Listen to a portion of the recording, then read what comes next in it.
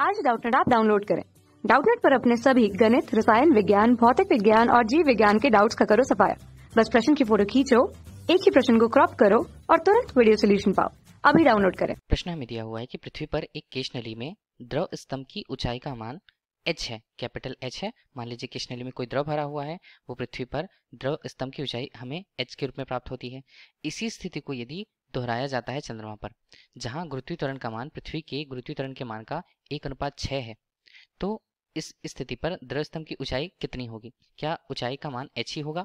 क्या ऊंचाई का मान 6 गुना यहाँ कम हो जाएगा, या ऊंचाई 6 गुना हो जाएगी, या द्रव इस स्थिति पर चढ़ेगा ही नहीं? ये हमसे पूछा जा रहा है प्रश्न में।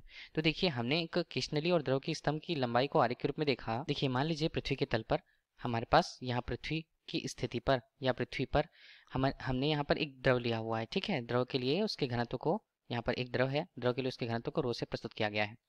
अब कोई हमारे पास पात्र है, पात्र में वो द्रव भरा हुआ है। अब यदि हम एक केश नली लेते हैं, देखिए केश नली की जो संरचना है वास्तविक रूप में बहुत छोटी होती है, बहुत छोटी त्रिज्या होती है, परंतु समझाने के लिए हमने कुछ इस तरह ले लिया जिसकी त्रिज्या यहाँ पर हम r से प्रस्तुत करते हैं। ठीक है, स्मॉल r से उसकी त्रिज्या को, केश नली की त्रिज्या को स्पष्ट किया गया है, केश नली।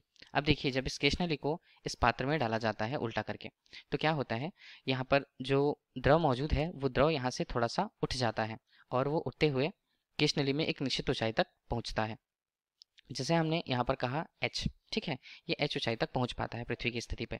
तो द्रव होगा, तो द्रव के लिए उसका कुछ ना कुछ पृष्ठ तनाव होगा, जिसे हमने t से प्रस्तुत कर रखा हुआ है। अब यदि इस स्थिति पर हम बात करते हैं कि पृष्ठ तनाव किस प्रकार से केश नली के लिए उसकी त्रिज्या, उसके द्वारा उठी गई ऊंचाई और द्रव के घनत्व पर किस प्रकार निर्भर करता है, या पृथ्वी की स्थिति पर किस प्रकार निर्भर करता है, तो पृष्ठ तनाव को हम किस सूत्र के द्वारा दे पाते हैं? पृष्ठ तनाव t, यहाँ पर हम दे पाते हैं उसे r h, यहाँ पर रो g अनुपात नीचे हम देखें तो वो मान होता है 2। इस प्रकार पृष्ठ तनाव किस किस से संबंधित है ये हम देख पा रहे हैं। पृष्ठ तनाव का मान उस केश नली के लिए उसकी त्रिज्या, केश नली के द्वारा प्राप्त की गई ऊंचाई, गुरुत्वीय त्वरण g और उस द्रव के घनत्व के पर निर्भर करती है। वो समानुपाती हमें दिख रही है और ये हमें बता रहा है उस द्रव के लिए उसके पृष्ठ तनाव को। देखिए, ये पृष्ठ तनाव है। अब हम यहाँ पर बोल सकते हैं कि यदि हम चंद्रमा की स्थिति पर जाते हैं, ये सारे संयोजन को लेकर के चंद्रमा पर यदि जाया जाता है, तो चंद्रमा के लिए केवल गुरुत्वीय त्वरण का मान यदि g' से हम प्रस्तुत करें तो उसका मान है पृथ्वी के लिए उसके मान से 1:6 गुना। ठीक है, तो यदि हमने इसे पृथ्वी की स्थिति से हटा करके बिल्कुल उसी द्रव को, उसी पात्र को, उसी केश नली को यदि चंद्रमा पर ले जाया जाता है, तो चंद्रमा पर ले जाए जाने पर जो पृष्ठ तनाव होगा अभी भी वो क्या होगा? वो तो अपरिवर्तित रहेगा। हम इसे देखिए चंद्रमा की स्थिति पर देख रहे हैं, चंद्रमा की स्थिति पर t रहेगा, त्रिज्या तो r ही रहने वाली है और उसके द्वारा प्राप्त की गई अधिकतम ऊंचाई h' से हम प्रस्तुत करेंगे, क्योंकि h' यहाँ पर देखिए किस पर निर्भर कर रहा है? वो यहाँ पर गुरुत्वीय त्वरण का मान परिवर्तित हुआ है, तो हाँ इसके मान भी परिवर्तित होंगे। देखिए h जो रो है, रो उस द्रव के घनत्व को बता रहा है जो तो नियत रहने वाला है, क्योंकि हम उसी द्रव को उपयोग कर रहे हैं। जी यहाँ पर g' के रूप में प्रस्तुत होगा, क्योंकि चंद्रमा की गुरुत्वीय त्वरण का मान वो है पृथ्वी से अलग है या कम है, हम बोल सकते हैं 2 का मान नियत रहेगा। इस प्रकार से हमें जो मिला, अब हमें यदि तुलना करनी होगी इसकी तो हम किस प्रकार से कर पाएंगे? देखिए, दोनों स्थितियों पर दोनों मानों को हम बराबर लेते हैं। समीकरण 1 इसे दे देते हैं, समीकरण 2 इसे हम दे देते हैं।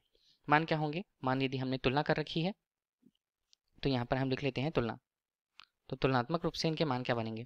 इनके मान बनेंगे स्मॉल r h रो गुणा g और यहाँ पर अनुपात 2 के रूप में, और जो मान नियत होंगे r यहाँ पर है, h' होगा, रो यहाँ पर होगा और g होगा g' के रूप में। ठीक है, और यहाँ पर हमने 2 ले लिया। जो मान कटेंगे 2 और 2 के मान कटे, r और r के मान कटे। यहाँ पर जो रो है, घनत्व है, घनत्व का मान द्रव के लिए वो भी कटा, तो हमें क्या मिला? देखिए, ये बनता है h, यहाँ पर बनता है hg और यहाँ पर बनता है h'(g').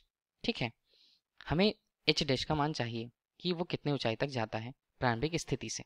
तो h' यदि हमें चाहिए तो हमने hg अनुपात g' ले लिया। ठीक है, तो g' का मान हमारे लिए कितना जो हमने अभी निकाला? g' का मान है पृथ्वी के गुरुत्वीय त्वरण का 1:6 गुना h g और यहाँ पर g अनुपात 6। g और g के मान कटे, h के मान के साथ यहाँ 6 आ जाएगा, तो h' का मान हमारे पास कितना आता है? 6h के रूप में। ये हमें बता रहा है कि इस स्थिति पर उसी द्रव को यदि चंद्रमा पर ले जाया जाता है तो केश नली में प्राप्त की गई अधिकतम ऊंचाई का मान चंद्रमा पर पहले की ऊंचाई से 6 गुना होगा। तो यही हमसे प्रश्न पूछा गया था कि ऊंचाई कितनी होगी? ऊंचाई 6h रहने वाली है। ठीक है, 6h रहने वाली, तो देख लेते हैं विकल्प रूप में। विकल्प सी हमारे लिए इस प्रकार इसका सही उत्तर होगा। धन्यवाद।